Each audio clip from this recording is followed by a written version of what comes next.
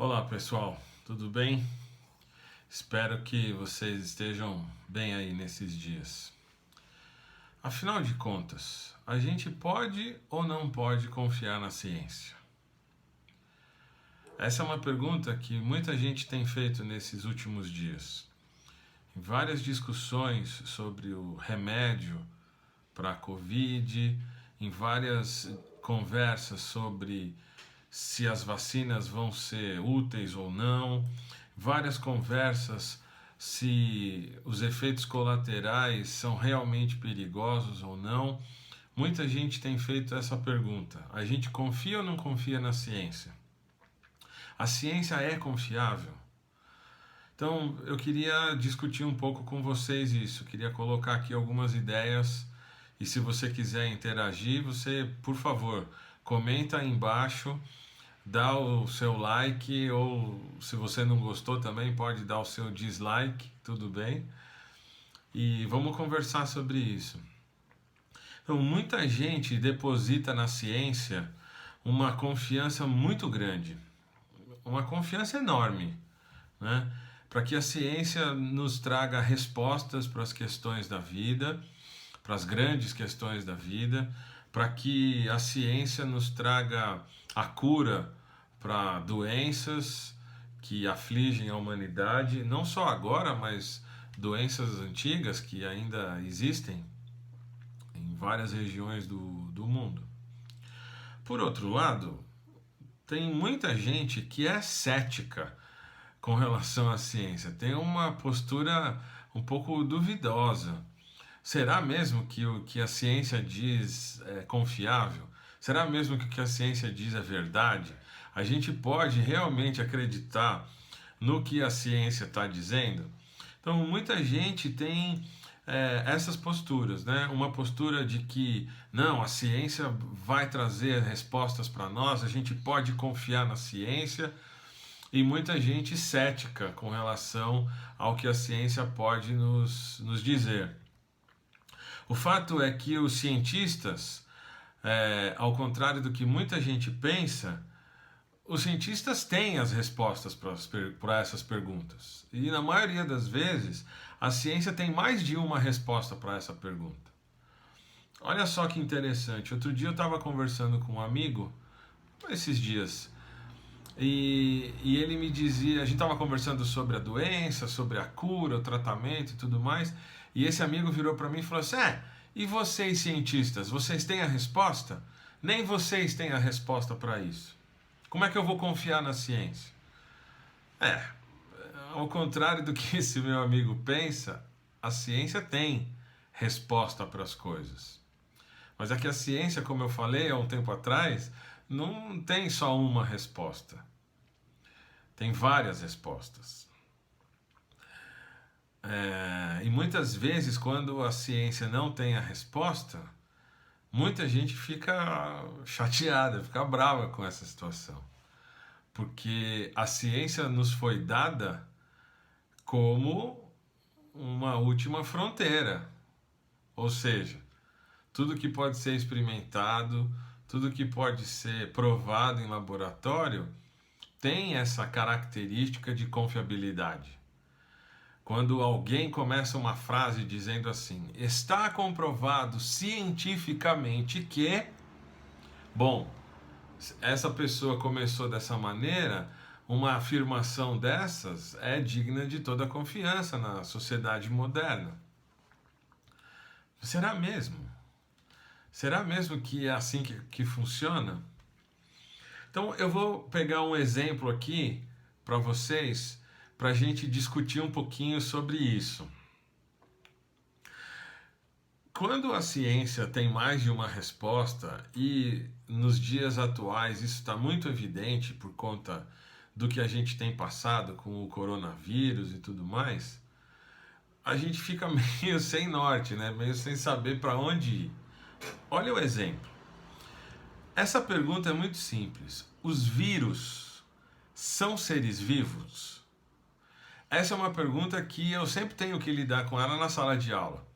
Quando a gente vai falar sobre vírus, todo mundo pergunta sobre isso. E a gente tem lidado com essas questões na sala de aula. Eu, pelo menos, dou aula há 20 e poucos anos, então eu lido com isso constantemente. Então, existe um grupo de cientistas, não um grupo específico, mas existem cientistas ao redor do mundo que, que não vão considerar os vírus como um ser vivo. Porque, dentro da concepção destes cientistas, os vírus não reúnem características para categorizá-los como seres vivos. Esses cientistas estão errados? Vamos ver. Mas tem um outro grupo de cientistas que considera o vírus como ser vivo, porque na concepção destes, os vírus reúnem características que podem classificar um ser vivo como eu e como você. Ele é tão ser vivo quanto nós dois. Eu vou colocar aqui embaixo no link, na descrição, 2 links para 2 artigos que discutem, dois links, né, de sites que discutem essa questão dos vírus serem vivos ou não. Estão em inglês. Se você não sabe ler inglês, você coloca aí no seu navegador aí para traduzir. Mas são textos simples, você vai entender, é muito simples. Muito bem. Se a ciência não define exatamente uma resposta, a gente não sabe para onde ir se a gente está utilizando a ciência como a nossa régua de conduta, como nossa tábua de salvação. O problema não está na ciência por causa disso. O problema está em a gente não perceber e não conhecer como que a ciência lida com essas questões. Falta para a gente o que eu chamaria de uma educação científica. A ciência não é uma verdade em si mesma, mas a ciência é uma maneira de se encontrar a verdade. A ciência é uma busca para que a verdade seja alcançada. Diante disso, então, a gente tem que se questionar sobre o conceito de verdade. Quando a gente se refere à verdade na ciência, a gente não está pensando nas mesmas categorias filosóficas ou teológicas com relação à verdade. Por exemplo, qualquer corpo solto no ar vai cair. Essa é uma afirmação científica. Essa afirmação, esse fato, esse fenômeno é comprovado por experimentação, é comprovado por laboratório, é comprovado por equação matemática, uma série de provas científicas de que qualquer corpo, quando solto no ar, no espaço, esse corpo vai cair. Ok, mas e no caso dos vírus? O caso dos vírus segue o mesmo rigor científico para a comprovação da gravidade. Quem estuda vírus com um método científico utiliza o mesmo método que é utilizado para qualquer outro assunto, por exemplo, esse da gravidade que eu citei.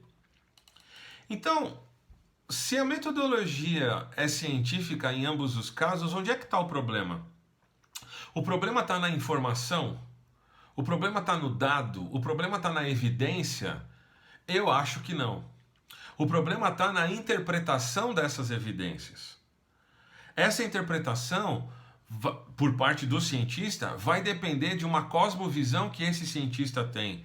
Vai depender dos pressupostos que cada cientista tem para fazer essa interpretação. Mas aí alguém pode pensar sobre como é que é feita a ciência. Então, a gente precisa entender que cientistas são pessoas comuns como qualquer outra. Cientistas possuem suas inclinações pessoais, cientistas têm as suas inspirações, cientistas têm as suas opiniões, cientistas têm os seus pressupostos. Como qualquer pessoa, todo cientista também tem uma visão de mundo, tem uma cosmovisão. E tudo isso é levado em consideração na interpretação dos fatos, na interpretação das evidências. O viés político, o viés econômico, filosófico, e até mesmo se o cientista tem uma religião, ou a maneira como o cientista se relaciona com o divino, com o sagrado, Tudo isso faz parte do cientista enquanto ele está fazendo o seu trabalho de interpretação de dados. Muita gente vai pensar na neutralidade da ciência, ou na neutralidade do cientista. Será mesmo que um cientista é neutro quando faz alguma observação? Eu e você somos neutros quando fazemos alguma análise do que nos cerca, do que nos rodeia, da maneira como a gente enxerga o mundo? Se você perguntar para mim qual é a minha opinião sobre algum assunto, eu vou responder para você de acordo com aquilo que é relevante para mim, de acordo com aquilo que faz sentido para mim, de acordo com aquilo que é coerente para mim. Aquilo que é verdade para mim não significa que seja necessariamente verdade para você. Mas se aplicarmos esse relativismo nessa frase que eu falei, como é que fica, hein? Será que essa frase ela pode ser relativizada? Pensa comigo. É impossível, gente, é impossível que os vírus sejam considerados ao mesmo tempo como um fator biótico da natureza e um fator abiótico da natureza. Isso não é lógico, isso não é científico, isso não é biológico. Biologicamente é impossível. Ou os vírus são seres vivos, ou eles não são seres vivos. Não tem como isso ser verdade ao mesmo tempo. É diferente do caso da luz. A luz se comporta como onda e a luz se comporta como partícula. As evidências são tão claras que fica muito difícil interpretar de modo diferente disso. Mas no caso dos vírus, no caso dos remédios para Covid, será que funciona do mesmo jeito? A ciência tenta ser objetiva, a ciência tenta ser clara, tenta ser direta. E essa é uma das buscas mais importantes quando a gente está fazendo ciência. As teorias científicas, as explicações científicas não podem ser tão mirabolantes a ponto de não ser compreensível a explicação científica. Mas quem é adepto do cientificismo, que usa a ciência para responder todas as questões da vida, não sabe definir com objetividade e exatidão se os vírus são seres vivos. Se você perguntar para um cientista se o vírus é um ser vivo, como é que ele vai responder? Talvez ele comece a responder assim, olha, segundo os dados científicos que temos, e tarará, tarará, tarará. E eles vão terminar a resposta falando como? Bom, é isso que eu tenho para dizer, a ciência diz isso. Ok, aí você continua a conversa, mas são ou não são seres vivos? O que ele vai responder? Ele vai responder, depende. Depende do quê? Dos dados. Não depende dos dados. Os dados são os mesmos. Um vírus não é formado por célula. Um vírus não tem mitocôndria, não tem núcleo, não tem lisossomo. Um vírus não tem metabolismo celular. Um vírus não respira. Um vírus não alimenta, não se alimenta. Um vírus tem um código genético, as minhas células também têm, as células bacterianas também têm. Eles têm uma cápsula proteica, a membrana plasmática é feita de proteínas e de lipídios e algumas outras substâncias.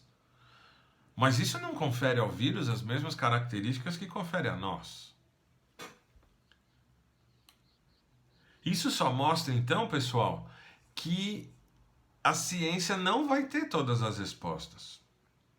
Se a gente fizer esse tipo de pergunta para a ciência, talvez seja muito complicado. E pior ainda vai ser se você perguntar esse tipo de coisa para as outras áreas do conhecimento. Filosofia, teologia, política, seja qual for a área. O remédio faz efeito ou o remédio tem muitos efeitos colaterais? A ciência diz as duas coisas.